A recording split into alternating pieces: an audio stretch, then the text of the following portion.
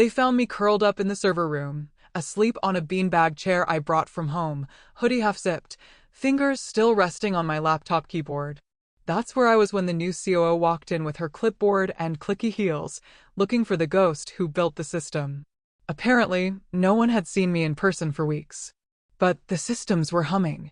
Emails were being answered, payroll processed, vendors paid, reports filed, contracts reviewed, customer issues resolved like clockwork because I was the clock. I didn't look like a savior. I looked like a burnout, caffeinated woman in compression socks and broken trust. That was 5 weeks ago. This morning I got fired. No warning, no thank you, no handshake. Just a bland Zoom call with Ethan, the kind of middle manager whose favorite phrase is circle back. He smiled like a kid who just got away with cheating on a test. We're letting you go, he said. You've built a system so good we barely need humans anymore. Congrats, really. But budget. I nodded calmly. What I didn't say was the system only runs because I let it. I didn't tell them I built the whole thing around a silent heartbeat. A line of code I named Bluebird. If the system ever detected my user account deactivated, the wings folded. Everything stopped. I didn't say a word. Not when HR emailed a generic exit checklist. Not when my Slack account got suspended. Not when the IT guy who once called me a wizard behind the curtain disabled my credentials. They thought I was gone. But the heartbeat was still ticking. And I wasn't done with them yet. Had given 5 years to that place. 5 years of being ignored in meetings, of being told to smile more, of watching less competent men get promoted to manage the systems I designed. I automated 90% of my department, not because I wanted to disappear, because I wanted to breathe. And now I was going to show them exactly what happened when you fired the architect and kept the house. The real fun started 6 hours later. CEO was midway through a quarterly earnings call when the customer ticketing system locked every user out. The HR bot started responding to vacation requests with RO in hell. Finance couldn't access payroll. Legal lost version control on contract archives. Someone tried rebooting the core database manually, except I'd programmed a decoy interface. Every button just played elevator music. By 4:30 p.m., had 3 missed calls from Ethan. By 5 p.m., he left a voicemail. We may have underestimated your role. Please call me back. We'd like to discuss options. Options? Let me think. Option A, I burn it all down. Option B, I burn it all down while watching reruns of Succession, drinking wine from a mug that says, I told you so. I hadn't decided yet, but I was smiling for the first time in weeks. The first domino didn't fall. It exploded. By midnight, I was sipping cheap Pinot from a chipped mug while watching the internal Slack logs unravel like a horror novel. Some poor soul in customer experience tried rebooting the scripts manually by copying a folder labeled Automation Master Final. Really final zip into a live environment. Queued, except that zip file triggered a fake recovery mode I left behind on purpose. Suddenly, their entire internal wiki started redirecting to a Rick Astley video. Every single page. People were panicking, and Ethan was live editing a Google Doc titled Postmortem Draft V1, typing things like unexpected system outage and possible third-party failure. No, Ethan, not a third party. Just the woman you discarded like an empty K-cup. Let's rewind. 6 months ago, I had asked for a raise. I brought data, charts, kind of boring, undeniable evidence that made it clear. I saved them $2.3 million annually in labor alone. Ethan looked me dead in the eye and said, You're already well compensated for your role. Then he added, Besides, the real value here is teamwork, not code. I swear my eye twitched because I had built that team's backbone while listening to half of them debate where to order lunch. But fine, I didn't get mad. I got surgical. I began adding failsafes, red herrings, and decoys to the core architecture. Obfuscated logic, conditional triggers. Hell, I even renamed one dependency lunch order script.js just to make sure no one would dare touch it. And every single process, ticket escalation, invoice generation, even inventory syncing, ran through something called Bluebird. They never even asked what Bluebird did. So when they disabled my account, Bluebird detected the heartbeat loss and began its quiet rebellion. At first, minor malfunctions, random field data reversals, missing timestamps, the office printer starting up at 3:17 a.m. and printing the words, "Where's Maria?" in Comic Sans. Then real failure. Accounts payable flagged every vendor as fraudulent. CRM systems started auto-emailing clients invoices for 1 cent labeled emotional damages. And still, no one called me until Ethan tried again. 3 missed calls. Then he sent a text. "Hey, we realize now there may have been deeper system dependencies we weren't fully aware of. Any chance you'd consider a brief consult?" Paid, of course. I stared at it, then turned off notifications because revenge, when done right, should simmer. And I hadn't even opened the Pandora folder yet. That was going to be personal because some people burn bridges. I preferred to detonate them with a nice little playlist and popcorn. The next morning, I woke to a LinkedIn message from the head of IT, Maria. "If there's any way we could get your insight on what's happening, we'd be incredibly grateful." Grateful. From the guy who once said I overcomplicated things when I introduced version control. From the man who installed Chrome extensions by Googling faster computer free. Nope. Let it sit unread while I microwaved leftover dumplings and queued up my favorite soundtrack, classical renditions of villain origin themes. By 9 a.m., the help desk queues were reporting 4,367 unresolved tickets. The internal scheduler had gone full anarchy and double-booked the CEO's calendar with 30-minute meetings titled "How to Apologize to the Person You Fired," scheduled hourly for the next 2 weeks. 9:42, the company's payroll processor crashed. Just dead. No checks, no deposits, just a blank screen and a single error. Bluebird has gone silent. That's when I knew someone finally noticed. See, Bluebird wasn't just the kill switch. It was the silent narrator of my revenge novel. I had written it to record every time someone took credit for my work, ignored a ticket I marked urgent, skipped over me in a meeting, made me explain the same thing 4 times to men who nodded like bobbleheads. It was petty, but also precise, and now, Bluebird had stitched all that history into an interactive dashboard, every stakeholder, every insult, every cover-up, every budget lie, all tagged, all timestamped, all accessible, only with my password. By noon, Ethan sent another text. "This is getting out of hand. We're losing contracts. You've made your point. Can we talk?" I screenshotted it, saved it, didn't respond. Because here's what Ethan didn't know. I hadn't even touched the external client systems yet. Yet, I gave them another hour. At exactly 1 p.m., their biggest client, a tech logistics giant, called the CEO directly because the API sync I wrote that saved them 400 man-hours per month was down. And the CEO, she panicked. She finally reached out to me, not via text, via email. She showed up outside my apartment holding a gift basket filled with lavender bath bombs and a bottle of barefoot wine. I watched from the peephole for 3 full minutes before I opened the door. She looked like someone who had finally Googled, "What does Maria actually do here?" and regretted everything. She opened her mouth, and I said flatly, "Did you bring my severance or just the Dollar Tree sympathy?" She blinked twice, then whispered, "Didn't understand what you built." "Oh, sweetheart, no, you understood. You just didn't respect it. Now you're standing in front of the only person who can put Humpty Dumpty back together again. And I'm not sure I want to because I hadn't even released Phase 2 yet. And Phase 2, that was the fun part. I didn't invite her in. She stood there like a guilty dog who peed on the rug and now wanted to pretend it was rain. Gift basket started shaking in her hands. The little tag said, "Relax, rejuvenate, recharge." The irony practically peeled the paint off my door. "I just want to talk," she said, voice lower now. "Off the record." I leaned on the door frame, sipping coffee from a mug that read, "World's most disposable assy." "Off the record," I repeated. That's what Ethan said before telling me I was too expensive to retain.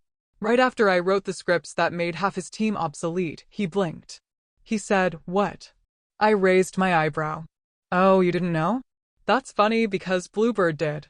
I didn't mean to drop that bomb yet, but I watched her pupils widen like a deer, realizing the headlights weren't stopping. "I'm listening," she whispered. So, I opened the door just enough for her to step inside the blast radius. I walked her into my living room. Every inch of it screamed burnout meets war room. Whiteboards, sticky notes, coffee cups labeled with the days of the week, and in the center, my laptop humming like a sleeping volcano. I sat. She hovered. I didn't offer her a seat. Just flipped the screen toward her and tapped a folder called Echoes. Inside, audio clips, hundreds, categorized, time-stamped. Ethan, HR, the IT guy, even her, saying things they didn't think were recorded.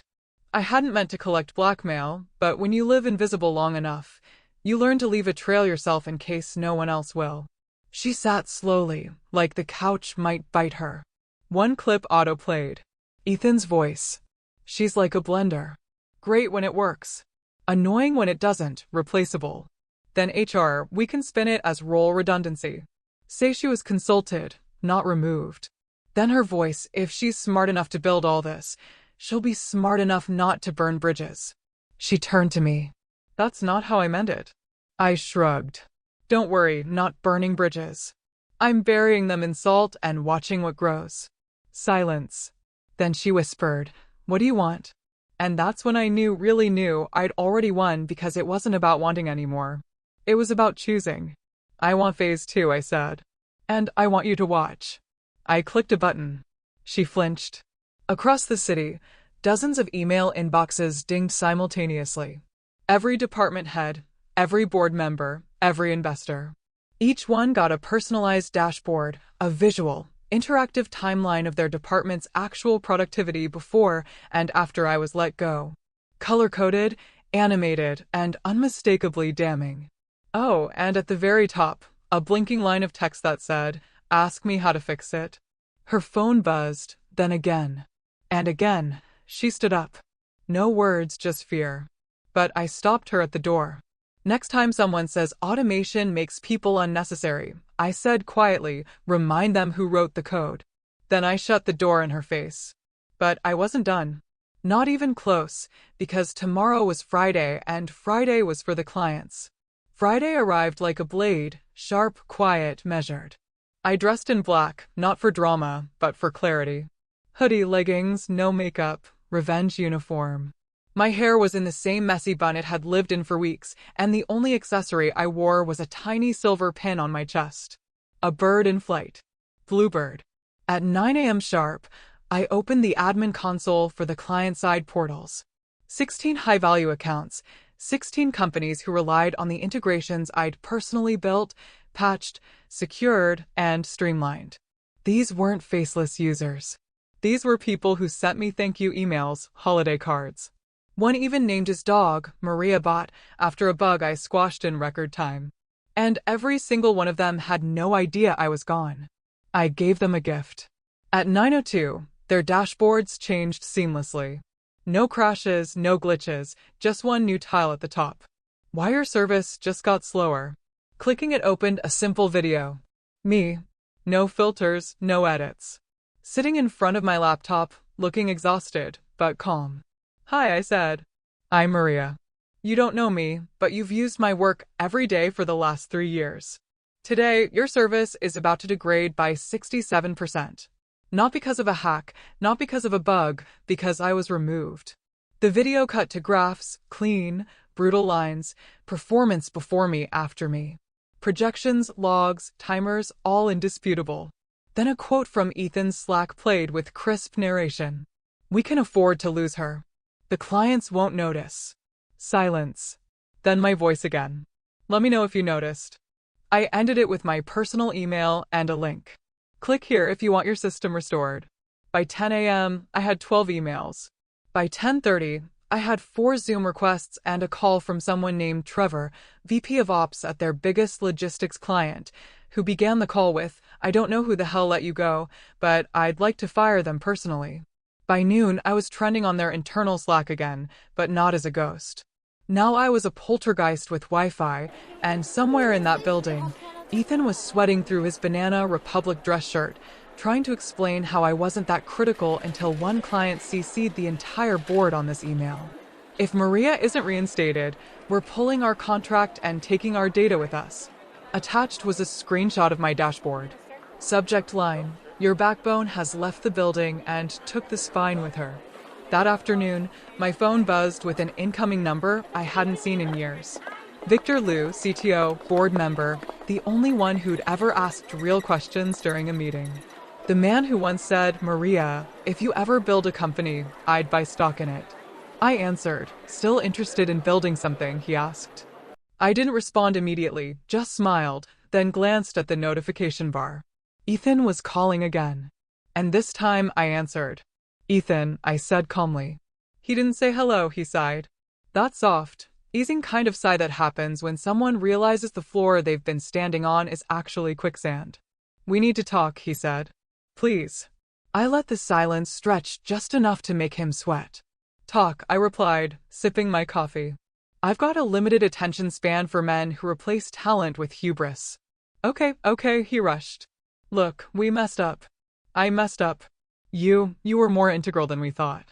"You thought I was a blender," I said flatly, annoying when I didn't work. "Replaceable." He actually winced. I heard it. A little breath catch, like he'd forgotten I had receipts and just remembered. "We can undo this," he said quickly. "I've already spoken with HR. We can reverse the termination paperwork, offer you back pay, a retention bonus." I snorted.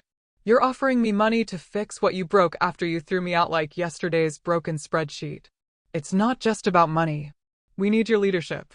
Whole system is falling apart." Now we were getting to it. The real panic. "Let me guess," I said. "The CRM is cannibalizing lead data. Finance can't run reconciliation. Vendor pipelines are looping. And the autoresponder is still emailing angry customers GIFs of slow-motion car crashes." "Yes. And the internal feedback bot now sends weekly reports titled How to Fail Upwards, a memoir by Ethan." That was a low blow. "That was earned," I snapped. "You removed me like I was a nuisance, like I was clutter. And now you want me to save your career." He was quiet. Then, like a man trying to climb out of a burning dumpster with grace, he asked, "What do you want, Maria?" I paused. Let that question hang like smoke in a sealed room. Because what I wanted, really, was not to come back. It was to be remembered. Not as the girl who saved their systems, but as the girl who made them beg. "You want Bluebird back online?" "Yes." "You want clients restored, dashboards cleaned, automation flowing like it was before?" "Yes, God, yes." "Then I want 3 things." He perked up like a golden retriever hearing a treat bag. "First," I said, "a written statement sent to the board, admitting full mishandling of my termination, naming names." "Yours first." He was silent. "Second," I continued, "full admin credentials reinstated with permanent protections in place. If I'm going to clean the mess, I do it my way." "And third," he asked, voice smaller now. I leaned closer to my mic and smiled. "Third, I want you demoted publicly. You'll still have a job, but you'll be answering to me." He let out a shaky breath. "That's not realistic." I shrugged. "Neither was firing your only architect and expecting the house to stand." Silence again. Then the whisper I wanted. "I'll talk to the board." "You do that," I said. "Bluebird stays grounded until I get that statement." Click. Goodbye. Because now I was in control. And tomorrow, I was going to take back the entire damn building. Saturday, 6 a.m. I was already logged in. They had reinstated my credentials just after midnight, sloppy, rushed, and riddled with digital fingerprints. I could see Ethan's desperate edits in the audit logs. Little red flags everywhere. But most importantly, they gave me full access. They had no idea what I could do with that. 6:07 a.m. Bluebird came back online quietly, gracefully, like nothing ever happened. Client portals flickered back into perfect sync. Tickets flowed smoothly. Invoices regenerated and backfilled without duplicates. Email queues unclogged. Reports refreshed themselves like magic. I didn't fix everything. Not right away. I let a few ghost bugs linger, enough to remind them that systems don't run on electricity. They run on respect. 8 a.m. The CEO called me directly. This time, she didn't lead with guilt. She led with gratitude. "I've never seen Ethan this silent," she said, half laughing. "You broke him." "Good," I replied. Now maybe he'll hear what I said 2 years ago. I've read the statement, she continued. It's being sent to the board this afternoon. You have my word.